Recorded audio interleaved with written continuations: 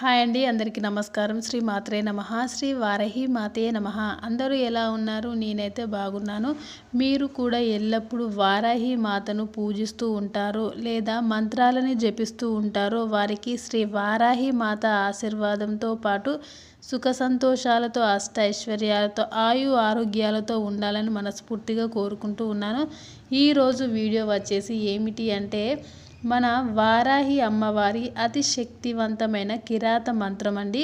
ఈ మంత్రం విశిష్టత ఏమిటి అంటే, కొంతమందికి ఎలా ఉంటారు అంటే చూడడానికి పుష్టిగా, ఆరోగ్యంగా బాగానే ఉంటారు. కానీ వారికి ఎవరికి చెప్పుకోలేని బాధలు, అనారోగ్య సమస్యలు ఉంటాయి. కానీ మానసికంగా బాగా అలసిపోవడం, ఎదుటివారి ఏడుపు, దృష్టి దోషాలు, నరదృష్టి, మనం ఎంత ఎదిగినా శత్రువులు ఉంటారు. లేదంటే మనకు తెలియకుండా శత్రువులు, తెలిసిన శత్రువులు కూడా ఉంటారు.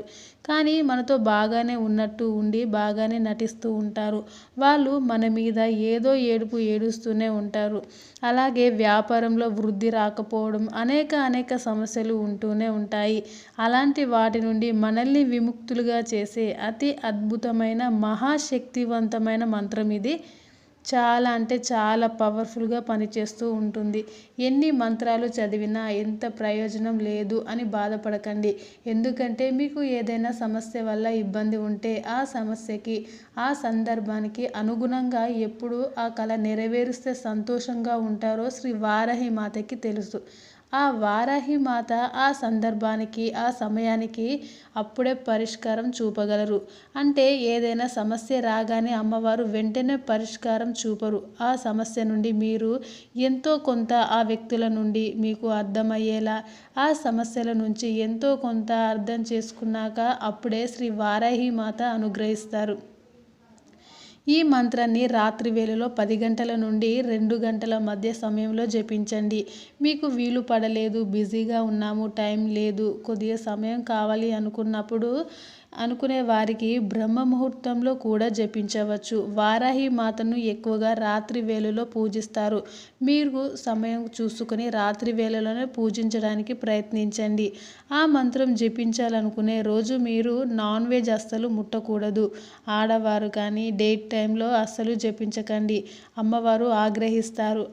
మగవారు చెడు అలవాట్లకు దూరంగా ఉండండి. రాత్రి కానీ బ్రహ్మ ముహూర్తంలో ఇల్లంతా శుభ్రం చేసుకొని తలస్నానం చేసి దీపాన్ని వెలిగించి వారాహి మాతని ఫోటోకి నమస్కారం చేసుకోండి. ఫోటో లేదు అనుకునేవారు దీపాన్ని వెలిగించి శ్రీ వారాహి మాతను మనస్ఫూర్తిగా నా సమస్యకు పూర్తిగా తొలగించండి అని మనస్ఫూర్తిగా అనుకొని దీపాన్ని వెలిగించి శ్రీ వారాహి మాతను ఆవాహనం చేసుకోవాలి.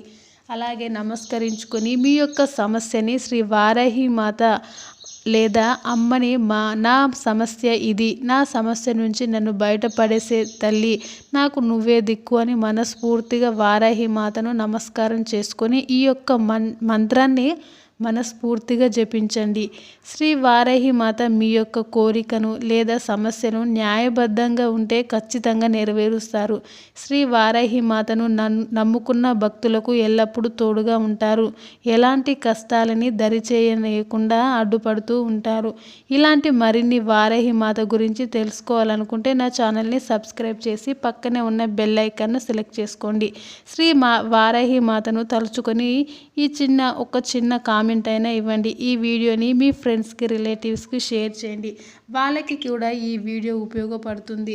ఆ మంత్రం వచ్చేసి ఏమిటి అంటే, ఈ మంత్రం కొద్దిగా పెద్దగా ఉంటుందండి. ఒక పేపర్ మీద రాసుకొని మనస్ఫూర్తిగా జపించండి. ఆ మంత్రం వచ్చేసి ఏమిటి అంటే, ఓం కేం కేం కం గ్రసిం అఘోర మృత్యు స్వరూపే కేం కేం కం గ్రాసుం కాల మృత్యు స్వరూపే కేం కేం కం గ్రసహౌ రం రం కిరాత వారాహి హుం ఫట్ స్వాహో. ఈ మంత్రాన్ని మనస్ఫూర్తిగా జపించండి. వారాహి మాత మీ యొక్క కోరికల్ని ఖచ్చితంగా నెరవేరుస్తారు. మనస్ఫూర్తిగా అమ్మను కొలవండి. Thanks for watching this video.